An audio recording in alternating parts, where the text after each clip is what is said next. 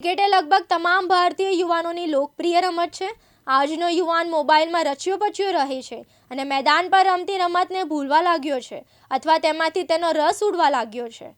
ગામની તમામ યુવા શક્તિ એકત્ર થાય અને રમતને પ્રોત્સાહન મળે એવા હેતુથી તેમજ CPL1, CPL2 અને CPL3ની ભવ્ય સફળતા બાદ સુરત જિલ્લાના ચલથાણ ગામના યુવાનોની માંગને જોતા ચલથાણ ગામના પૂર્વ સરપંચ મહેન્દ્રભાઈ દેસાઈ તથા પૂર્વ ડેપ્યુટી સરપંચ ભોળાભાઈ ભરવાડના માર્ગદર્શન હેઠળ ચલથાણ પ્રીમિયર લીગ મેચ 4નું આયોજન કરવામાં આવ્યું છે. આ ટુર્નામેન્ટમાં 161 યુવા ખેલાડીઓએ ભાગ લીધો હતો અને તેમાંથી 10 ટીમો બનાવવામાં આવી છે.